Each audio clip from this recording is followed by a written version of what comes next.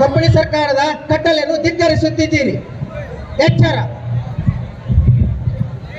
ಮುಚ್ಚು ಬಾಯ್.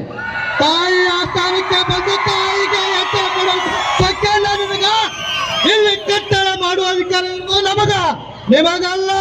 ರಾಯಣ್ಣ, ನೀನು ಬಾಗಿಲು ಕಾಯುವ ಸಿಪಾಯಿ, ನಿನ್ನ ಜೊತೆ ಮಾತನಾಡಲು ಬಂದಿಲ್ಲ. ಏತ್ಯಾಕಡೆ ನಾಲಿಗೆ ಬಿಗಿ ಹಿಡಿದು ಮಾತನಾಡು ಕಪಿಯೇ.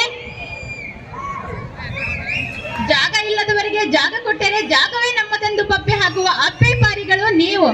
ರಾಯಣ್ಣ ಬಾಗಿಲು ಕಾಯುವ ಸಿಪಾಯಿ ಅಲ್ಲ, ಕಿತ್ತೂರಿನ ಕಿಡಿ, ನನ್ನ ದತ್ತು ಪುತ್ರ. ಈ ಸಾಮ್ರಾಜ್ಯದ ಬಗ್ಗೆ ಮಾತನಾಡಲು ಸಮಸ್ತ ಪ್ರಜೆಗಳಿಗೂ ಅಧಿಕಾರವಿದೆ. ಜೀತಕ್ಕಾಗಿ ಬಂದವರು ನೀವು, ದೇಶಕ್ಕಾಗಿ ದುಡಿಯುತ್ತಿರುವರು ನಮ್ಮವರು. ಇದನ್ನು ಅರಿತರೆ ನಿಮಗೂ ಕ್ಷೇಮ, ನಿಮ್ಮ ಕಂಪನಿ ಸರ್ಕಾರಕ್ಕೂ ಕ್ಷೇಮ. ರಾಣಿ ಸಾಹೇಬ್, ಮನ್ನು ಒಪ್ಪಂದದ ಪ್ರಕಾರ ಕಿತ್ತೂರಿನ ಮೇಲೆ ನಮಗೆ ಸಂಪೂರ್ಣ ಅಧಿಕಾರವಿದೆ.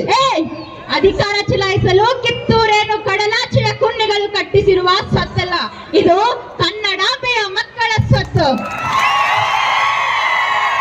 ನೀವು ನಿಮ್ಮ ಚಂದಕ್ಕೆ ಚೆಲ್ಲಾಟ ಆಡುತ್ತಿರುವಿರಿ, ಚಿದುಮತ್ತಿನ ಮೇಲೆ ಕುಳಿತು ಆಟ ಆಡುತ್ತಿರುವಿರಿ. ಇದರಿಂದ ಕಿತ್ತೂರಿನ ಪ್ರಾಣಹಾನಿ ಮಾನಹಾನಿ ಆಗುವುದು ಖಂಡಿತ. ಕನ್ನಡಿಗರ ಮಾನಾಭಿಮಾನ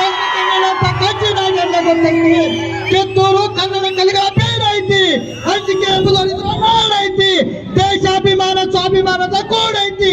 ಇಂಥ ನಡ್ಗ ಜೀವ ಭಯ ತೋರಿಸ್ತಿ. ನಿಮಗೆ ಯಾರಿಗೂ ಬದುಕು ಆಸೆ ಇದ್ದ ಕಾಣಲ್ಲ, ನಿಮಗೆ ಉಳಿಸೋ ಆಸೆ ನನಗೂ ಇಲ್ಲ.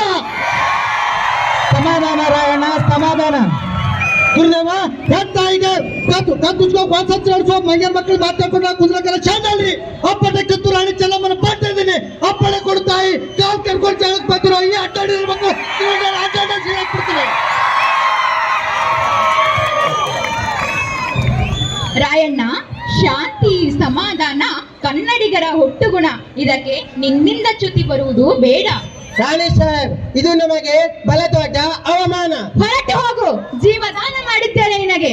ಆಲ್ ರೈಟ್, ಇದರ ಪ್ರತಿಫಲವನ್ನು ಆದಷ್ಟು ಬೇಗ ಕಾಣುತ್ತೀರಿ. ಹರ ಹರ ಮಹಾದೇವ್. ಹರ ಹರ ಮಹಾದೇವ್. ಹರ ಹರ ಮಹಾದೇವ್.